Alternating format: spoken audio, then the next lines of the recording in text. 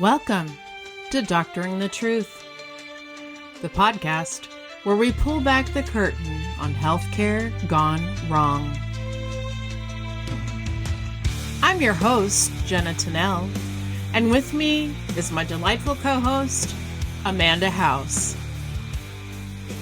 We're two doctors of audiology here to bring you inside real-life cases where once trusted healthcare providers veered off the ethical path into criminal territory.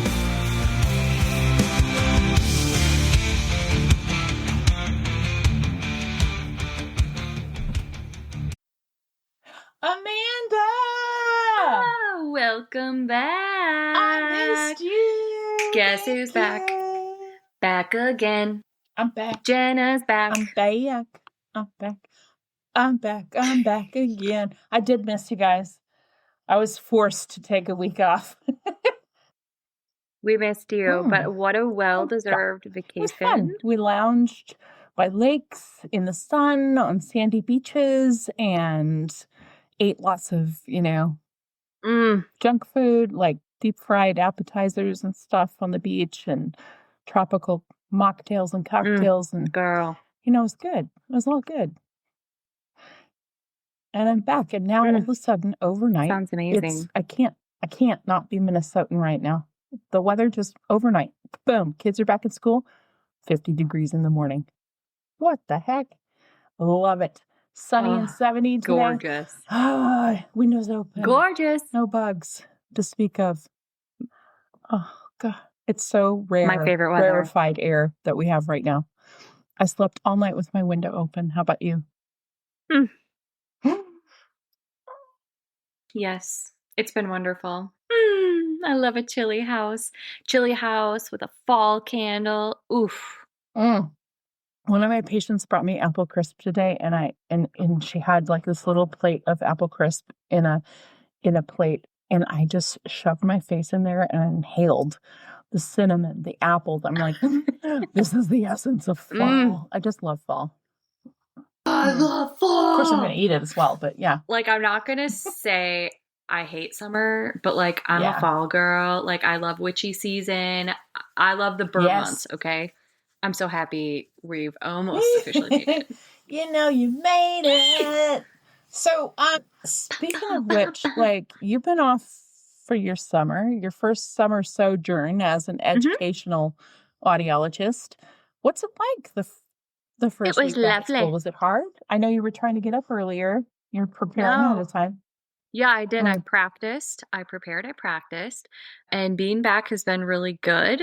I think since this is now like going into my second year, I knew like how to set myself up for success at the end of last year so that it would not be as crazy.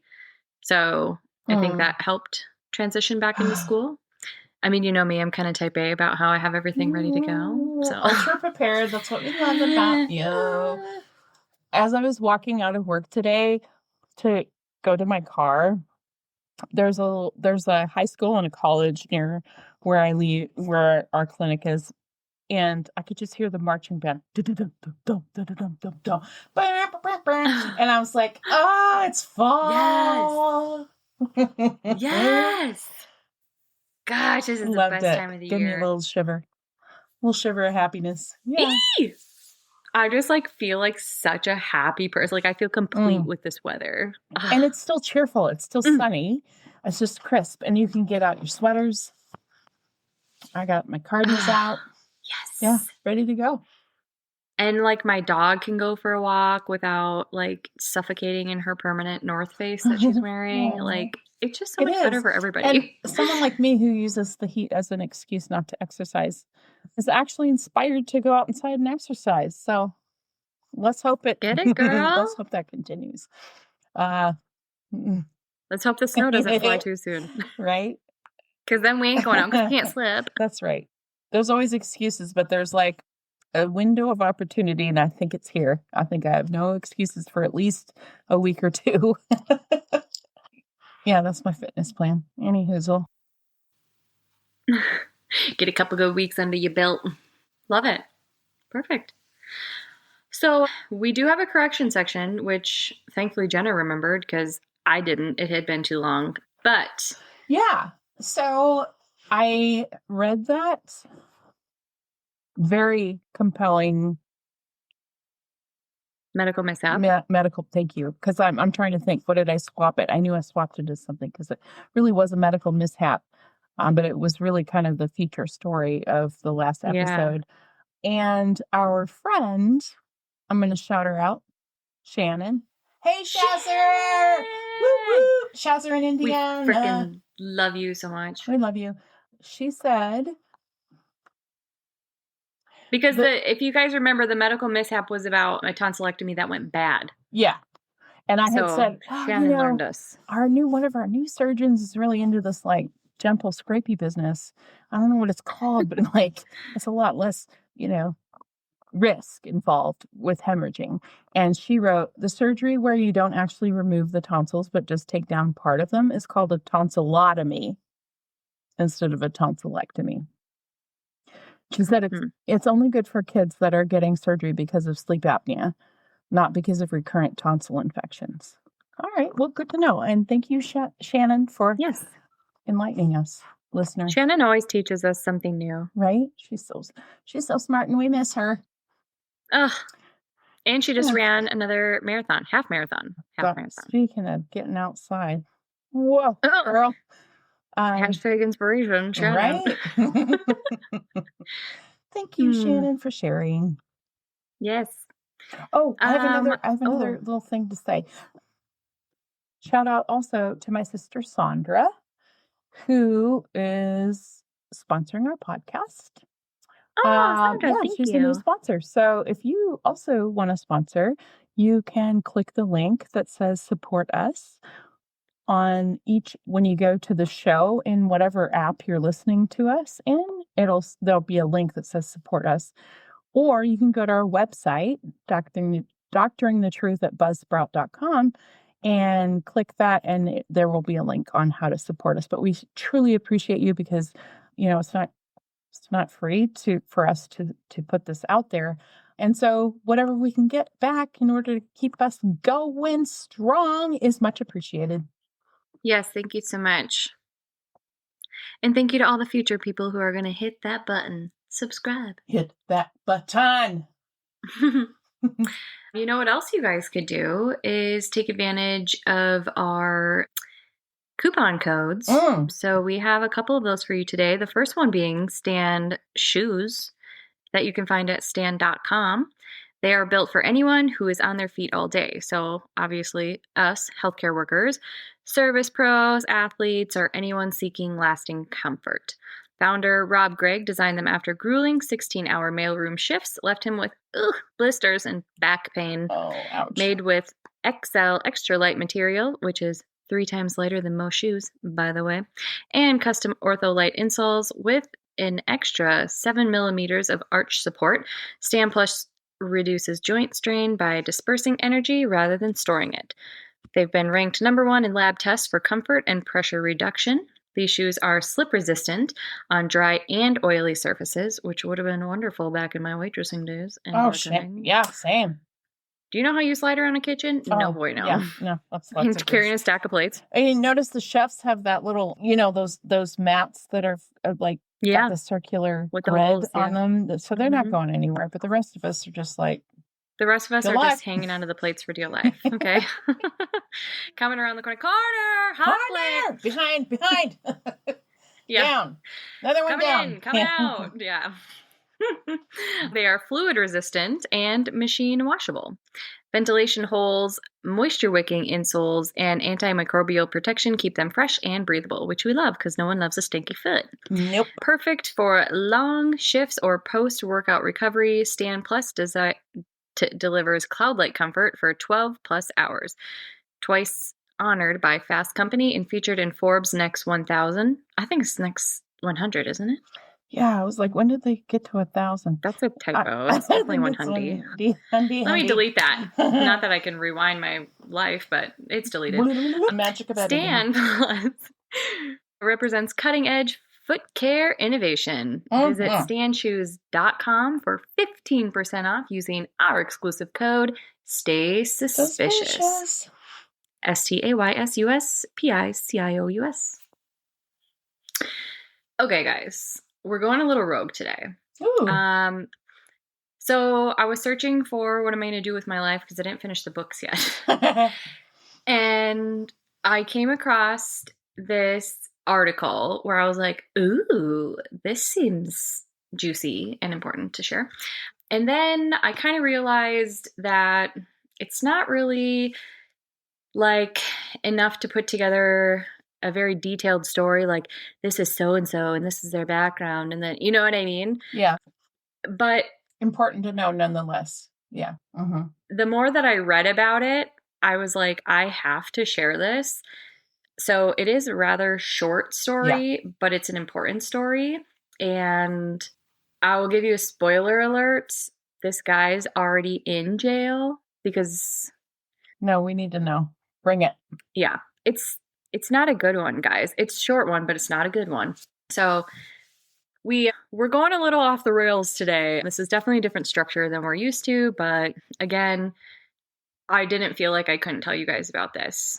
And if I would have tried to just like, hey guys, I read this article and make sure you look out for this. Like, if anyone knows me personally, I cannot tell a short story without it being long. So here we are. So, trigger warnings for this episode are sexual assault and rape. Yeah.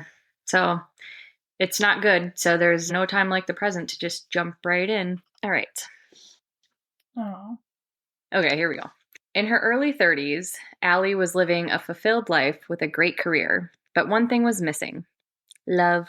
She took to the dating app Hinge and connected with a cardiologist, Stephen Matthews. The two seemed to hit it off, having a lot in common. She liked that he was a doctor, that he had a dog, and that he was outdoorsy. She too had a dog, liked hiking, and also worked in the healthcare field. Allie was excited for their date, but little did she know that the date would turn out to be, quote, the scariest day of my life and the only time I thought I might die, end quote. The two met at a bar for a drink. Things were going well, and after some time had passed, he suggested that they walk to his place, which was nearby, so that he could let his dog out. Having a dog herself, she agreed, and they began walking. She used the restroom at his house while he let out the dog, and when she returned to the kitchen, she had found that he made them both drinks. And not wanting to offend him, she took the drink. No. After 2 to 3 sips, she suddenly began to feel ill. Her speech was slurring, and she began to lose motor control.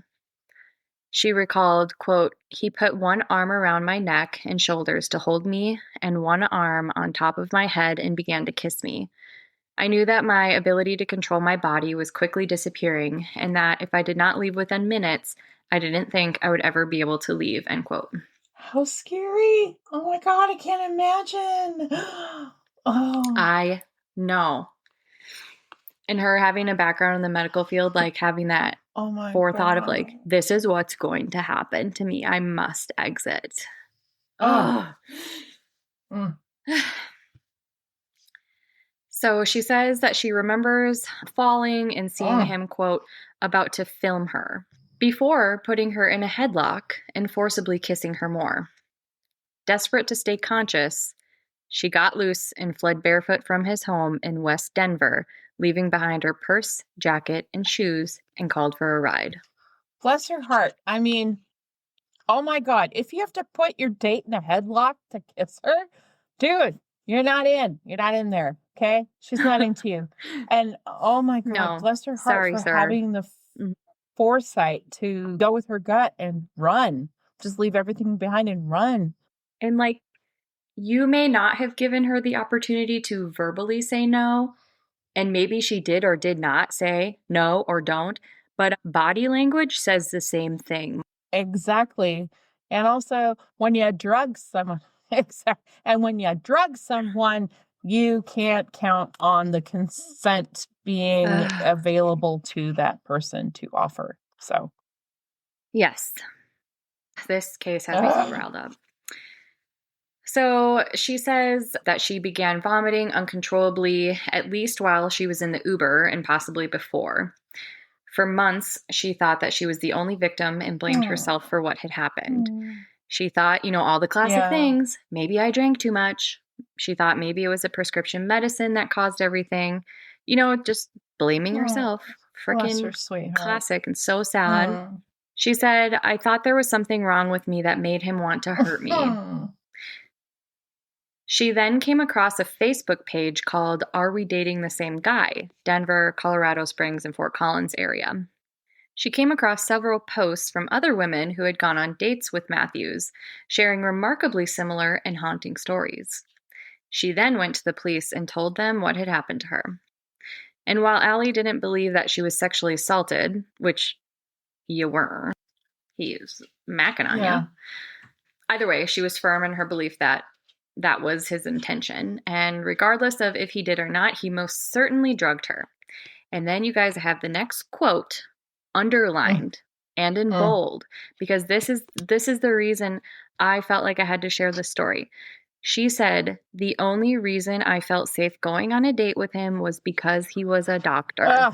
And you get it. You get it. I mean, doctors take an oath. Yeah. They're supposed to be, a separate esteemed level of society where it's not just the education, but it's the commitment to the well-being of the public that they take. Yeah. You're a cardiologist. You like the outdoors. You have a dog. I'm not going to believe you're going to drug and try to rape me. Horrible. Horrible. Okay, so that is Allie's story.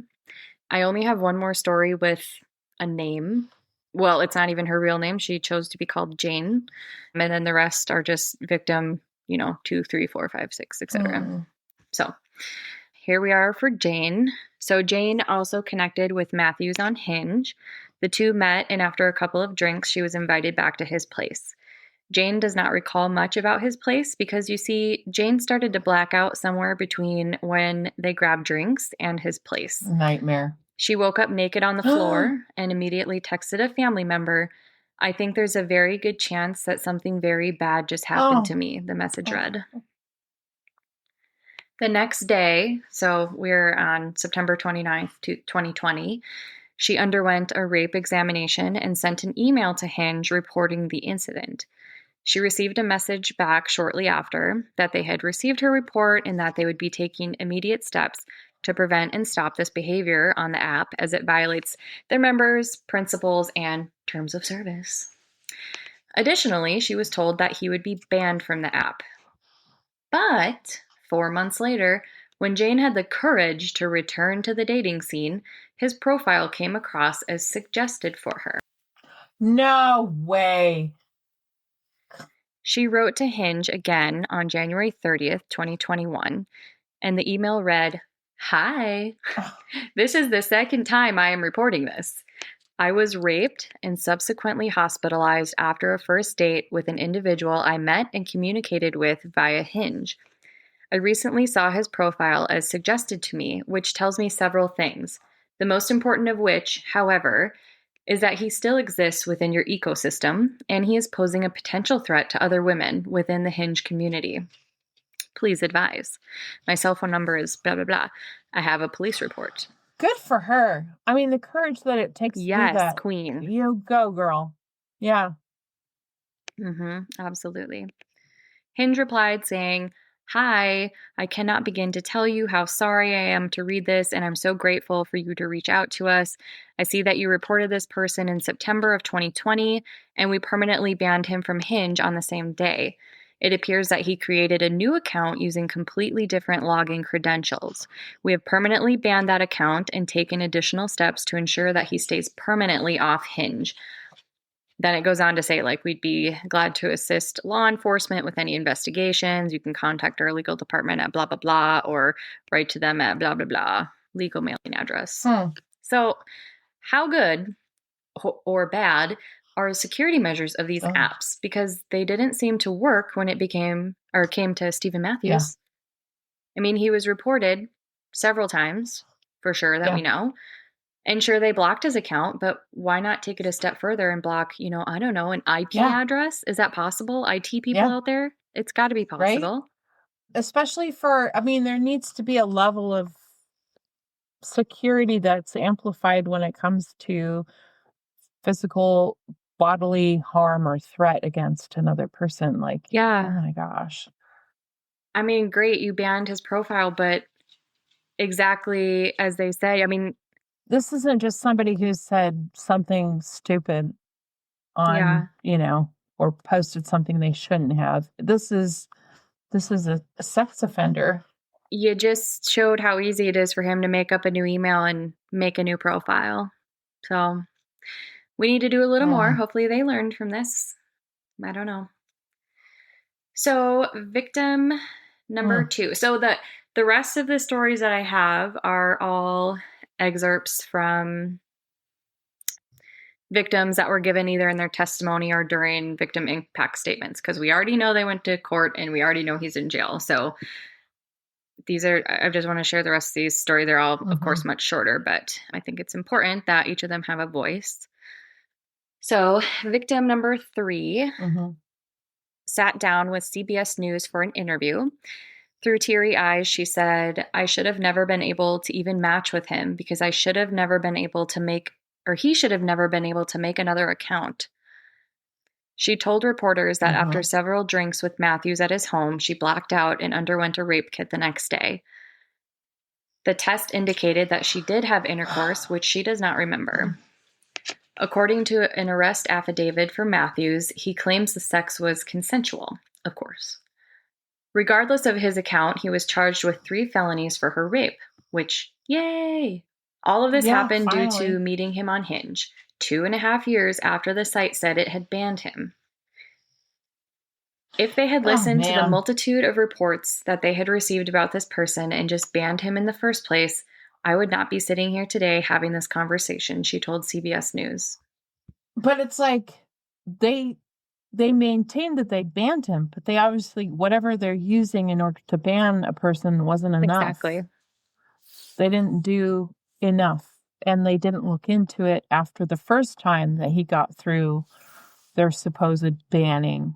They didn't do enough to ensure that he couldn't do it again, and so he kept reoffending. This is so disturbing, and I'm sure it's not just applicable to Hinge. Oh, yeah. I'm sure this is prevalent in all of the different dating sites, but oh my goodness, we've got to do better, people. Come on.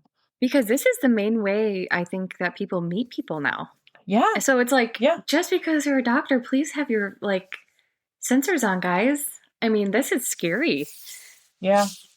Ugh. Well, this is good information to have. Victim number 4 was drugged, filmed, and sent home with injuries. She shared that the entire encounter lasted 1 hour and 27 minutes. He drugged her, filmed the assault, ripped her underwear, caused a head wound, and put her in a rideshare home. Oh, who is this monster? At the trial, she was forced to watch about 13 minutes of his video recording as evidence, including him setting up the phone and climbing on top of her. Torture. And how dare they do that to her? To re-traumatize her. This is disgusting. Absolutely disgusting. The prosecution was absolutely disgraceful. Oh my gosh. Victim number 5 texted him afterward, asking her why her underwear and tights were ripped open. She says he gaslit her, blaming alcohol. Seeking answers, she went back to his house, and when she refused another drink, he abruptly told her that he had to return to work and kicked her out. She recalled that the defense tried to undermine her by calling her a jilted lover with buyer's remorse. Of course. She continued, adding that while the defendant is presumed innocent until proven guilty, the victims in this case were presumed by the defense to be lying until it could be proven that they were telling the truth. I had to convince strangers that the worst day of my life happened, she said. She has a point. Yeah. Victim number 6 escaped barefoot in sub-freezing weather. She recounted coming to during the assault and then blacking out again. In a haze, she ran out of the townhouse barefoot into the below freezing temperatures to get away. And others similarly also recalled being kicked out while still drug impaired. That's so scary because they could die out in that kind of weather. Especially if they were drugged and they passed out. with below freezing weather, gone, Yeah. Victim number 7 called the trial an, quote, appalling amount of gaslighting and victim blaming, end quote, not just by Matthews, but his defense attorneys. The defense team played a video of her in the courtroom that Matthews recorded on a cell phone while she was in his home. The woman, who was actually skilled in gymnastics, said that she saw the video along with everyone else in the courtroom for the first time and watched her ability to control her body fade as she attempted an unsuccessful cartwheel. The defense made jokes at my expense and even gave me an Olympic score on the cartwheel, she said. These assholes. Are you kidding me? I'm like shaking reading this. It makes me so angry. mad. So these were composite themes for multiple victims who testified during the trial and through sentencing coverage. Many described nearly identical patterns. They matched on, I did see Tinder and Hinge, and then a quick escalation to his townhouse, sudden, disproportionate intoxication after limited alcohol, memory gaps, waking up naked or partially clothed, and later gaslighting. He told them they had, simply drank too much. One survivor called him a narcissistic monster, and several said, "We are a powerful army of survivors." Oh my gosh, this makes me so sick. Listen, thank you for bringing this up. This is so important because, we think we're being smart. Like, okay, this guy says he's a doctor. I'm going to go online and look up his NPI. Is he really a doctor? Blah, blah, blah. That doesn't guarantee he's not a sociopath. Mm-hmm. And all of these women having the same story and getting basically degraded and humiliated by, let's face it, white men in the courtroom who are judging them as being less than because they consented to go back to this guy's place. I mean, the one was just going to the bathroom when they were walking the dog. But even if it wasn't that, no one deserves to be assaulted. And, it's so hard to prove that you were drugged or whatever unless someone is paying attention and tests you at the time. And he was smart. He took them all home. I saw so many stories, like nearly all of the stories that I read, he brings them home. They play Jenga. Jenga was in several stories. Something so wholesome and you would do with a kid. Yeah. Yeah. He had a hot tub. Oh, let's do some hot tub time. Yeah. And so any one of us could have fallen prey to that. I don't know what he looks like, but I'm assuming he's charismatic. Yeah. He's something. He must be because, women aren't stupid. Something is attracting them other than just the fact that he's a cardiologist. But he's obviously very smart. You can't be a cardiologist unless you have some brain power. And then he's charismatic, which makes him either a sociopath or a psychopath. And he lures them into this situation where he drugs them and then convinces them that it was their fault, that they had too much to drink. Yeah, because he's humiliating them. But you know what? I will maintain that even if a woman is drunk and you take her back to your place and take advantage of her, that's on you. That's still not consent. So, but the fact that this was a clear pattern of women with memory gaps, and I just wish, I don't know. So tell me more about how he's in jail because I didn't hear the outcome. We will get to that. You guys will be very, very happy with the sentencing. I will tell you that. The sentencing, honestly, is so far more beyond the stars of what we ever hoped for a sentencing. So I will tell you that. Charno. Get it, girl. Look at these rested vocal folds coming back from vacation. Oh, wow. Yeah. I made it a little stanky at the end there. I liked it, a little gravelly. Welcome to the Chart Note segment, Alley Cats, where we learn about what's happening in medicine and healthcare. Okay, I actually found 2 things that I wanted to share, but obviously I only picked one. But there's so many exciting things going on right now. So today I will share with you that a groundbreaking smartphone base test for type 2 diabetes has just launched in the UK, with experts calling it a potential game changer for public health.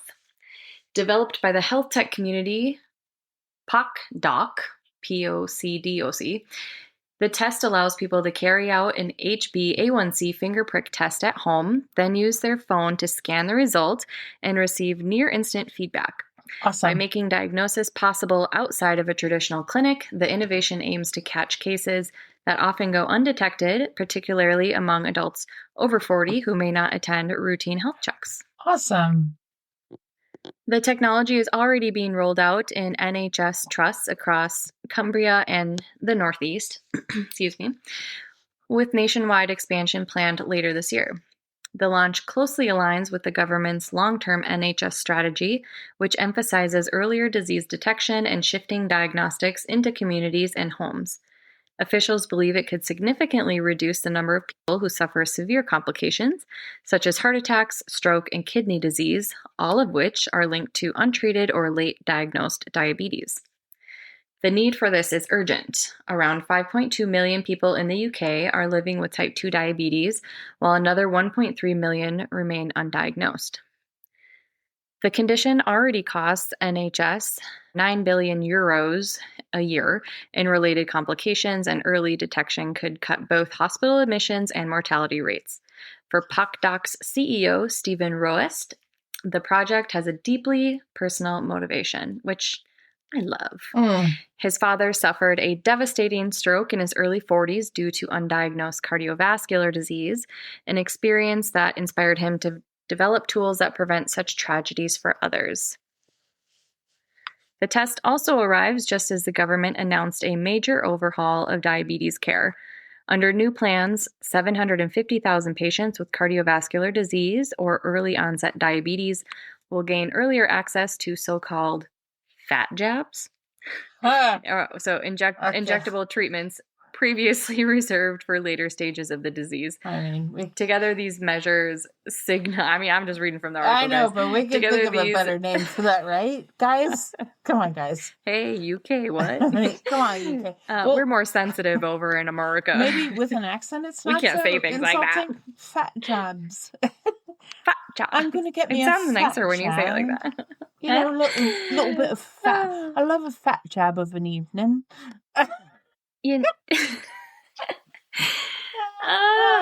So together, these measures signal a shift in how the UK plans to tackle one of its fastest growing healthcare crises, with the smartphone test at the heart of efforts to bring diagnosis directly into people's hands. And I just love when technology, like we're using technology to innovate and like bring it home, capture those people that we would not have normally captured. Yeah, I think this is a great story. Not story. It's not just a story. I think this is wonderful that this is happening. Absolutely. Yep. Wait till you hear my next power to the people. Woo, woo, go UK. Go UK. Oh, are you guys ready to get back to the story? As long as he gets arrested, okay? You promised me that. Yeah, it's a really good sentencing. Okay. Yeah. All right. Okay. So, Mr. Matthews was arrested in March 2023 after a woman reported to Denver police that she had been drugged during a date and sexually assaulted in the defendant's home. The following month, investigators said that they believed Matthews may have been involved in other incidents and urged any other potential victims to contact Denver police. Stephen Matthews' attorney, Douglas Cohen, maintained that his client was innocent. He said that the case is a rush to judgment, and it's a matter of buyer's remorse and tall tales. Buyer's remorse. I hope he wasn't a sex worker. People weren't paying money and then feeling regret, like, man, I didn't get what I paid for. No, he took what wasn't on offer. All right, sorry. Yeah. I'll shut up. Thank you, Douglas Cohen, douchebag. God. Okay. He, as in Mr. Cohen, said that what had been reported was horrible, but that there was no weight to it. And, they would be happy to help authorities with investigation. Yeah. And it's like, you know what? Well, then good. Let's just castrate the guy and then it won't be a problem anymore. Are we happy with that? I guess if you're hired as the attorney, you can't really be like, yeah, you're right, you're a douchebag, let's put you in jail. Like, you have to do your job. But I'm just like, do you have to say those kind of things that like humiliates the victims even further? You have to do your job. No, you don't have to say those kind of things. You could say, no, you can say, dude, you can get some therapy and express remorse, and we'll get you a lighter sentence. You don't have to go, well, it's the victim's fault, because they're women. Exactly. And because, we can just blame it on silly women with little drinks and it's all their fault. Oh my gosh. Okay. That probably would have went a long way. Stupid women. Mm-hmm. Silly women. They just get so giggly.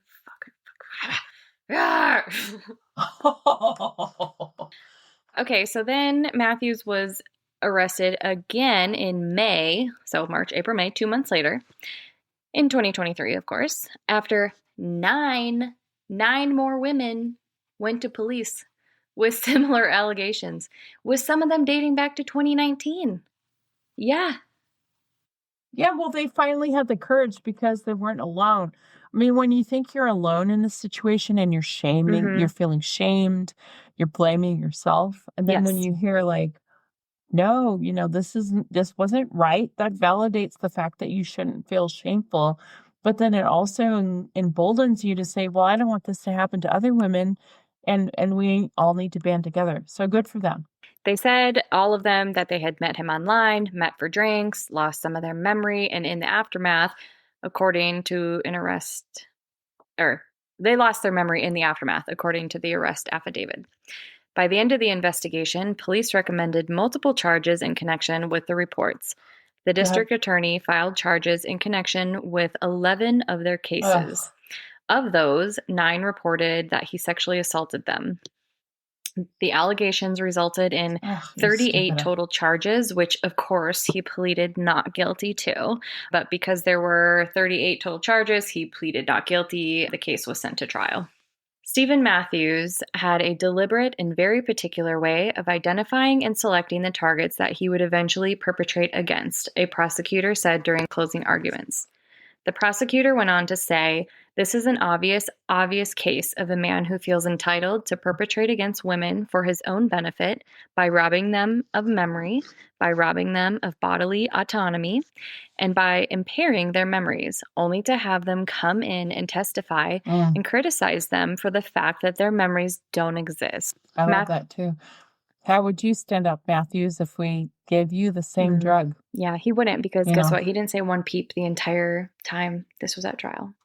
He just cried, sobbed his little crocodile tears. That was probably the smartest thing his defense attorneys did, is not let him stand trial, like stand and give testimony.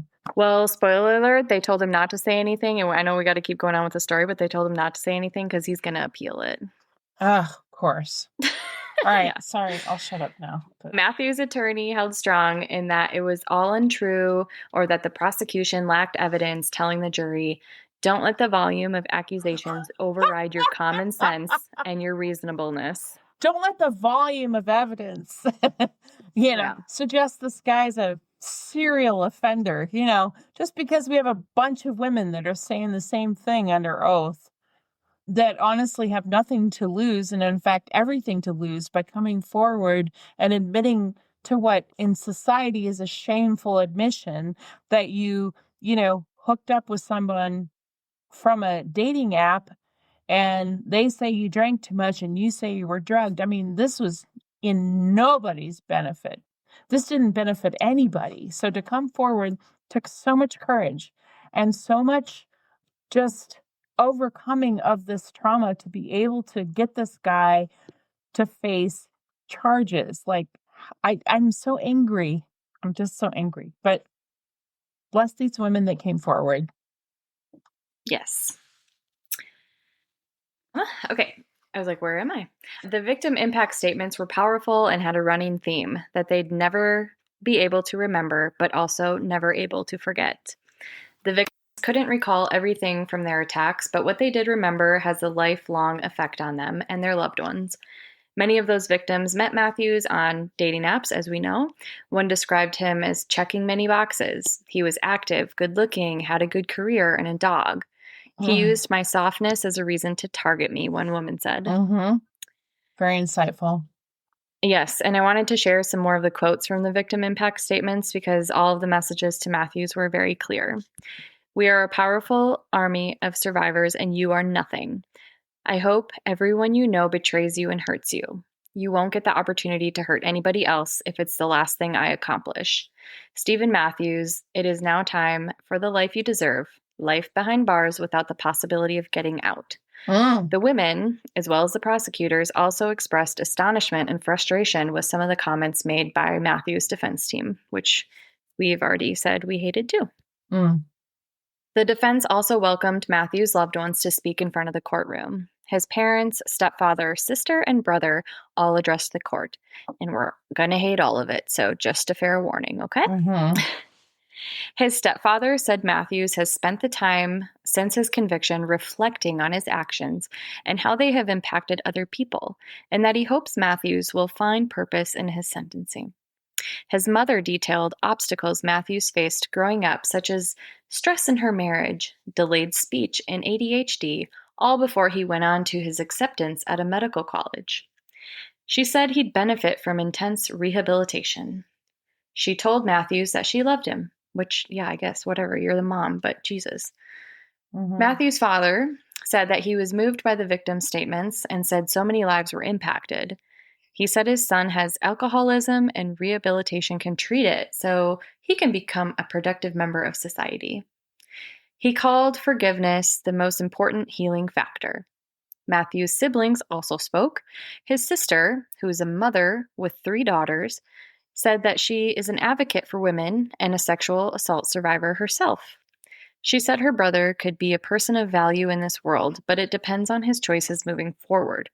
She asked the judge to consider a sentence that included treatment instead of life imprisonment. Matthew's brother, a trial lawyer, said that he was not there to defend his brother, but didn't believe he saw any evidence that should have led to a conviction.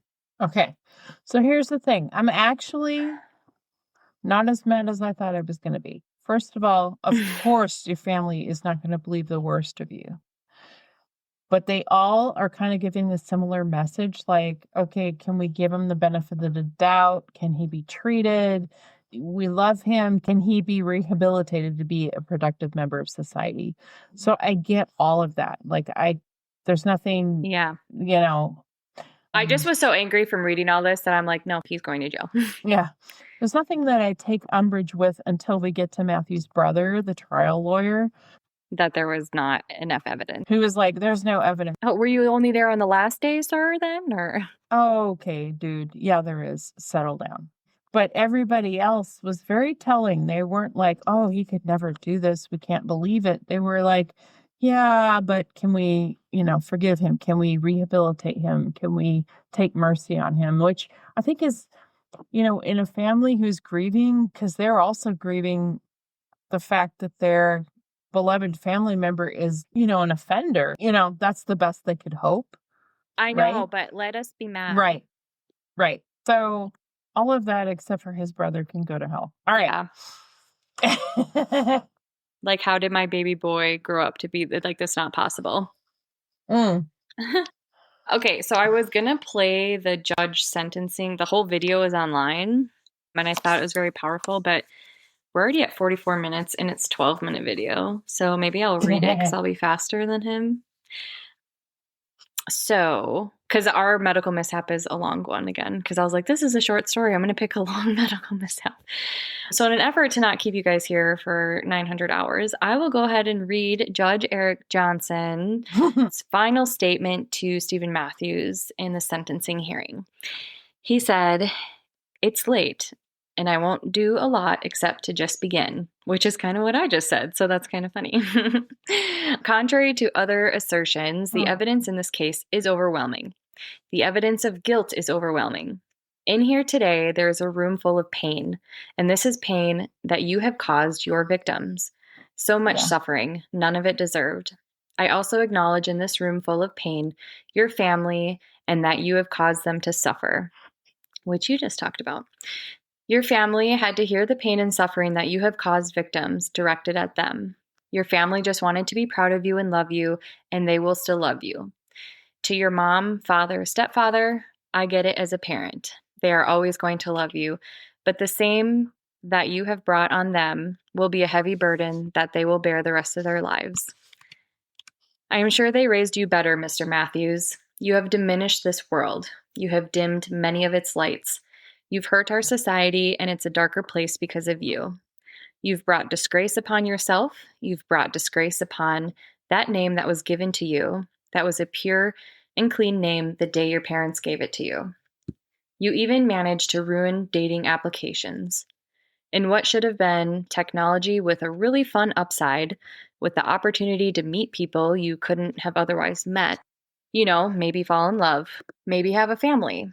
Now it's just something else for girls and young women to fear as another danger zone. It is my understanding that some of these jurors are still listening. I want to thank them again. They sacrificed 1 month of their life to do their duty to our system under the Constitution. Their sacrifice cannot be appreciated enough. You listened to the evidence. You held the prosecution to their burden of truth. You did your duty, and I thank you. Mr. Cohen, you mentioned in your closing statement that these women went to his apartment and they drank. Good Lord, I wish this trial had been videotaped, and I wish a tape of this trial could be played in every university and everyone in this country could watch it, because we would have been programmed to believe that victims will act a certain way. And if there is anything this case proved beyond your guilt, beyond a reasonable doubt, is that how we think victims are going to react is 100% wrong. How we think they should act is completely misguided. And if anyone thinks they know how they're going to react until they're faced with the pressure and in that situation, you have no idea. You are completely wrong. Very briefly to the victims, I started my career out in Jefferson County, and this was not my case, but I was in the office when Detective Stacy Galbraith of the Golden Police Department and Detective Edna Hendershot of the Westminster Police Department believed a victim.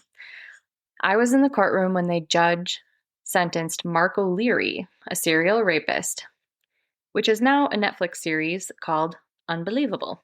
And now I find myself having presided over this trial. I'll add Detective Jennifer Lott and Detective Andrew Como to the names I will remember, and you were believed. The verdict says that, and the Venn diagram between not proven and innocent is not a circle. As I sit up here in this robe, I am not Eric Johnson. I represent the law. I represent the rule of the law. I represent society, and it does fall to me to hand out punishment, and a punishment that is commensurate with the social contract that you've breached so egregiously. I will sentence you. I cannot heal. Many of you are here for closure, and I hate that I will not be able to provide you that closure. Closure comes from within. It will come from you and come from your family. The best thing that you can do is live well, live happily, and I wish you peace. As a preliminary issue, I know I heard from some victims of non-charged testimony. I appreciate the statements, but under our law, I cannot consider uncharged statements, so I am not. As I said, I will issue a sentencing order. I calculate the maximum, as I indicated, if the sex assaults do merge into one as to each victim. The second degree does not. The maximum is 158 years. You will have to register as a sex offender. I will not waive any fines or costs. You can pay for those. I will declare you indignant. You may proceed in former something, blah, blah, blah. I couldn't make out what he said. And I will refer to the Office of the Public Defender to represent you in your appeal. This kind of drones on of in charges of counts 4, 8, 12, 18, 30, 34, 38, all of those. Basically, to summarize the rest of this, he says that each woman should be treated as a separate case and be charged as such. And so he gets 12 years for one charge per each woman. Yeah, so 12 years times 8. And there was some other third degree assault and whatever in there too. Well, thank God for that. Because he was not going to rehabilitate. He was going to reoffend. So the total number of years was 158 years in prison. And that is what he was charged, you guys. Yes. I think he said something in there too, but again, I didn't want to drone on you guys, but he said I do believe Interesting. Yeah, I do Hmm. believe you would do this again. So I mean, it doesn't yeah. matter because who he turned out to be is all that matters. And he's going to be away for life. Yay. And so we're very happy. He got 158 years. Love that. See you never. Thank God. But he is going to try and appeal. But we'll see where that goes. But as for who he is, where his background, where he grew up, blah blah blah, whatever. There's no credible, publicly available information on any of that. At least not from any reputable news outlets or court documents. Yeah, and I was like, truthfully, after a quick search didn't yield anything. I was like, I'm not looking much harder. I don't care. I don't care who you are. I don't care who you were. I'm so happy you're gone forever. Yeah, that's so important. Thank you for bringing this up because, our daughters, our friends, our cousins, our sisters, like everyone needs to know, and even our brothers, that this is one of the risks that we take, unfortunately, yeah, with online dating. And even if you do all the background checks and you're like, oh yeah, this person is Yeah. a highly rated, they actually are what they say they are, because a lot of times people lie about that, but you get past that barrier, you think, well, he really is, and he has a dog, he really is a surgeon, nobody, not to victim blame, no one did anything wrong. My point is, I guess you can't trust anyone, which is a really sad state of being, but like, go have coffee in a public place and like make sure you don't go to the bathroom and come back and drink I mean, it could be a coffee cup. Like, gosh, I've turned into such a cynic, but you never know where these people are. And hopefully it's not the majority, but it's enough to have ruined these 9 women's lives. And so, if you or someone you know has been affected by sexual violence, confidential help is available 24/7 via RAINN, RAINN, at 800 656 4673. So 800 656 HOPE 4673, or online chat. But you think to be a cardiologist, you have to go through medical school, which is no small feat. And then you have to do 4 to 5 years, what is it, 4 to 5, sometimes 7 years of residency. That exhibits a high level of commitment. And, that just goes to show it doesn't mean that commitment and intelligence doesn't place a person at No risk alcohol. for being an abuser. Or an offender. So great. Wonderful. So when your mom tells you, I just want you to meet a doctor, you can say, you know what? they're all equally Clearly subject to, scrutiny. So let's just meet someone who's nice that doesn't hurt people. I don't know. Given what I know from these stories, I'm not I'm just don't trust myself. Yeah. Great. But like, I guess my point is, it's not like these people were the victims in this case weren't wary or did anything wrong to be on Tinder and match with this guy and go, well, you like dogs, you like this, like that. I'll just meet you and see how it goes. I mean, there wasn't any. Yeah. How would you do it differently? I guess. Is what makes me go, I don't know. Well, if I can't figure out how I had to told do it Adam, like, to avoid this I kind don't of know, probably a few situation, years I'm not into our doing it, relationship, like, oh my God, if we ever broke up, like, I don't think I'd ever date again, because people are on dating websites. I don't think I could do that. Like, dating apps. What? Yeah. I don't have good luck. Yeah. I mean, I had Can good I run luck into on pee him. while you let your dog out? Yeah. Totally. Please be careful on the app. Jenna, this is for you. Do not click on the cardiologist. But if you do join a dating app, I want to help you swipe.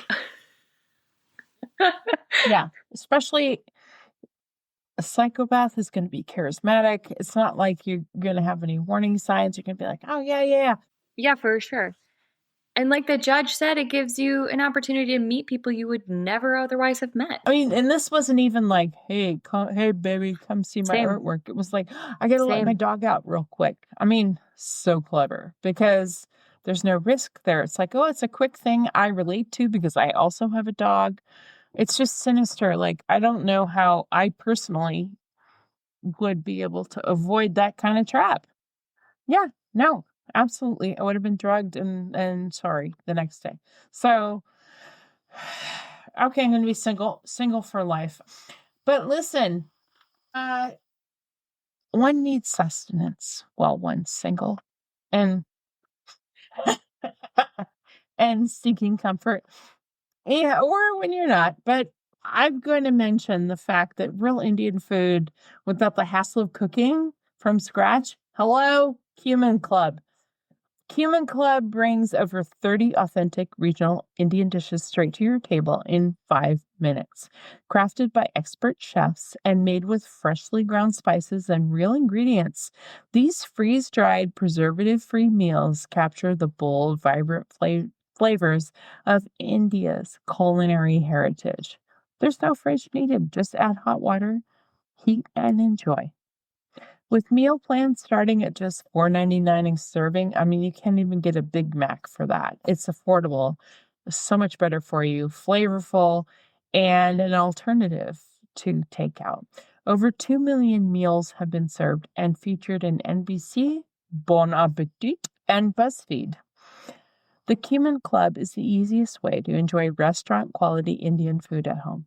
So just for our listeners, you can get 30 whopping percent off your order with our code Stay Suspicious at thecuminclub.com. That's thecuminclub.com with code Stay Suspicious, STAYSUSPICIOUS. Right. Ready. I would have had all the same thoughts. And I like the gal that was like, he had a dog, I had a dog, and like, oh, can we go home to let my dog out? Like that one just resonated with me because like I have a dog and I totally would understand that. Yeah, I would be like, you're right. I would never want my dog to be sitting there needing to go out. So like abso-fucking-lutely, let's go let your dog out. And also I want to pet the shit out of your dog. I would have been in her shoes. No, I would have been in her shoes. Yeah. Okay, yeah, we still have a 3-page medical. Thank you. Oh. Okay. We ready for our last story? Ready. So this is another lucky insight sent to us by a nurse that worked in the ER. So just like last time, we kind of get that inside look to what a day in the life of an ER nurse is. So hold on to your hats, guys. This is a really sad story. Yeah. All right. So the call comes into the emergency department via ambulance to report a patient, mid-40s, who was unresponsive with difficulty breathing. The room prep was standard with not much more information to go off of. Upon arrival, the patient was a female with an apparent significant medical history of Down syndrome. Now, with the patient having said history, it is important to note that it is not uncommon for patients with Down syndrome to have medical history of other health conditions, such as congenital heart defects, hearing and vision problems, thyroid concerns, usually hypothyroidism, and a weakened immune system resulting in increased susceptibility to infections. That aside, the patient was otherwise healthy with no other health concerns. The patient, upon presentation, was breathing and did have a pulse, but was completely unresponsive to all other stimuli. Other important information to note, per EMS report, the patient resides at a group home full-time and was found by group home staff on the ground. The report indicated that the patient likely was on the floor for 3 days and that they were diagnosed 4 to 5 days ago with a nonspecific viral illness. Viral illness, which is then not COVID, influenza A or B, and not RSV. IV access was attempted but could not be obtained by EMS. I immediately attempted to gain IV access, but found that the patient was wearing what appeared to be a one-piece footed pajama. I instructed other staff to assist in cutting off the clothing. Once the clothing was removed, it was immediately visible that the patient was dark purple from dark purple to almost black from the navel down to lower extremities, and also from approximately her bicep to the end of her fingers. IV access was attempted in multiple locations, but unable to be acquired due to shunting of blood flow. All of her vascular structures had collapsed. I immediately asked another nurse to place multiple IOs, which is intraosseous vascular access, which is another IV strategy, and asked the provider for central arterial access. At this time, the vitals were fully applied and patient's blood pressure was noted to be significantly hypotensive, approximately 40 to 50 over 18 to 30. I distinctly remember that the lowest patient's diastolic pressure was visualized at the time being 18 mmHg. At that point, I then noticed that the patient appeared not to be breathing. I immediately asked another staff member to start bagging while I attempted to find a pulse. No palpable pulse was felt at the radial or ulnar sites. I then attempted to palpitate the femoral pulse due to lack of palpable pulse at radial ulnar sites and possibly missed pulse due to the patient's body habitus. I also instructed another nurse on the team to attempt to palpitate the carotid pulse. Both myself and another nurse were in agreement that no pulse was present, and the determination to immediately start advanced cardiac life support measures were made. So that is ACLS, if people didn't know. So CPR was started, and a nurse showed up quickly with a lurked device, which is an automatic CPR machine, if you didn't know. While this nurse was just trying to be helpful, the idea had to be quickly dismissed because the patient was too wide for proper lurked application and function. Manual CPR was continued by myself, rotating with another nurse and a patient care technician. Following protocol of ACLS, with regards to med administration and proper testing and pulse checks, resulted in no improvement or return of spontaneous circulation. At provider's orders before stopping, the patient was given calcium gluconate and sodium bicarb. And then they wrote, sodium bicarb has been shown to have no real difference in survival rate, and calcium gluconate is not recommended due to the possibility of increased mortality rate unless one is experiencing cardiac arrest due to hyperkalemia.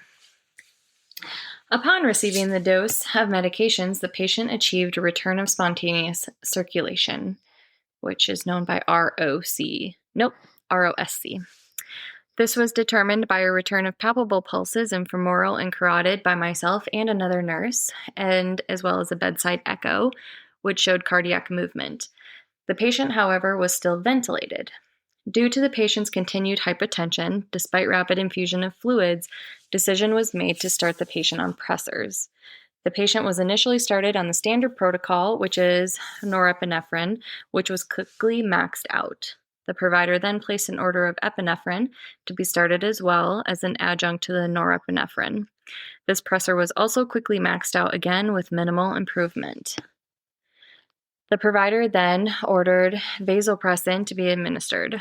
After administration, and consequently maxing out the dose as well, with regards to the current guidelines stating that there's no firm upper guidelines and that providers may exceed if benefit outweighs the risk, the provider decided to allow for PRN doses of phenylephrine pushes to be administered by myself as needed for improvement of blood pressure. If you do not know this, PRN means as needed. Labs at this time were showing significant hyperkalemia and significant lactic acidosis. Blood cultures were of course obtained as well, but would not be back for some time. It was at this point that I noticed a sudden change on the patient's cardiac monitor and immediately checked the patient's femoral pulse and asked another nurse to again check the carotid, which determined that the patient was again pulseless and CPR was started again.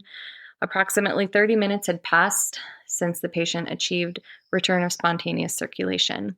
One round of CPR was performed with one dose of epinephrine, then still resulted in the patient being in cardiac rhythm that was determined to be pulseless electrical activity. The provider made the decision to again administer sodium bicarb and like my eyes are starting to go buggy, and calcium gluconate, which resulted in spontaneous circulation being achieved again on the next pulse check. At this point, the patient's parents and one of her brothers arrived. While talking with the family, the patient again went into PEA and CPR was started. The provider immediately ordered another dose of sodium bicarb, but to hold the calcium gluconate this time. The patient again achieved that spontaneous circulation, and the family made the decision that if the patient were to go into cardiac arrest again, that life-saving measures would not be continued. However, they did want the patient's other two brothers to be able to say goodbye. I asked the patient's parents what the ETA was for the brothers, and they said roughly 45 minutes. I was sure to express to the family that it is unlikely that the patient would be able to maintain for that long, and if the brothers were not there yet, they would likely have to, do the life-saving measures, and then the family decided not to. I then asked everyone to leave the room so that the family could have some privacy in what was likely their final moments. I monitored vital signs remotely during this time and noted that the patient had died 37 minutes after the decision was made to stop life-saving efforts. The brothers had arrived 52 minutes from the time the parents shared they were on their way. The patient's family asked for the patient to be cleaned up so that her brothers wouldn't have to see her in such a state with all of the tubes and everything. Unfortunately, I had to inform the family that we weren't able to remove all of those things because the patient would need to be examined by the medical examiner, as is, because it was likely the case could be that of maltreatment, neglect, and/or abuse. The family was understandably very upset, but they understood the reasoning for such a rule. This patient had a nonspecific viral illness, basically a cold or a viral sinus infection. Yes, she had Down syndrome, but she was otherwise a healthy individual who had had hundreds of colds in her lifetime, just like the rest of us. She did not have to die. She died because she couldn't get up on her own, and staff did not do their job to support her. I later learned that the death was determined to be a combination of septic shock with severe hyperkalemia due to her lying on the floor for what was later more precisely estimated to be 78 hours in the group home. Holy cow, that's a week. That's a week. I mean, holy shit. Yeah. So I did reach out to this person and was like, oh my God, thank you so much for sharing this. Da, da, da. And they did share with me, if we can find one silver lining in this really horrific story, that the group home has since closed. This was a big case, and then the group home closed. Isn't that so sad? It's so tragic. Oh my God.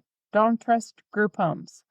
I don't know. Now what are we learning? We don't trust cardiologists on Tinder, and we don't trust group homes. Holy crap. This is so sad. Okay. Well, yeah.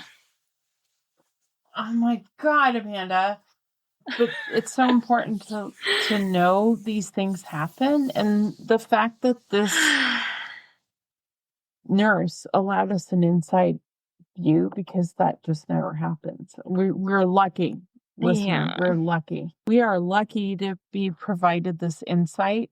When we read these, isn't it it helps holy shit, this families is someone's day. It's not even their day, guys. These this are is the things to look out for. Their day. Or, it's really eye-opening. No, just because they're in a group home doesn't mean they're not going to lie on the floor for 3 days. Oh my God. Oh yeah. My God. You can't trust anyone. Well, and just like one of your Alpine Manor story from 100 weeks ago, just because they're in assisted living place doesn't mean they're not having a washcloth all over their face. I mean, I've been it's reading horrible. A book, a NAN rule book about. So maybe you can bring us to a brighter note here. Maybe, doubt it. Who knows? What can we expect to hear next week? But I don't know if I'm going to get the book done. So we're either going to talk about a nasty arse doctor we love that needs to be held to justice, or a surprise. Surprise story. So stay tuned, folks. Either way, you're going to hear about Anthony Pignataro someday soon. Otherwise, or a surprise doctor that has to be held to justice. As she says, ever since she was a toddler, she says, "Can I get a surprise? Surprise." Yeah, baby, you can get a surprise. Perfect. Yeah. But meanwhile, folks, don't miss a beat. Subscribe or follow Doctoring the Truth wherever you enjoy your podcasts for stories that shock, intrigue, and educate. Trust, after all, is a delicate thing, as we've been finding out. You can text us directly on our website at doctoringthetruth@buzzsprout.com. You can email us your own story ideas at doctoringthetruth@gmail. And be sure to follow us on Instagram at Doctoring the Truth Podcast and on Facebook at Doctoring the Truth. We're on TikTok at Doctoring the Truth and EdAudPod, EDAUDPOD. Don't forget to download, because we only get credit if you download. Don't forget to download, rate, and review so we can be sure to bring you more content next week. Until then, stay safe and stay suspicious. Oh boy, get it, girl. Bye. Bye. Adios.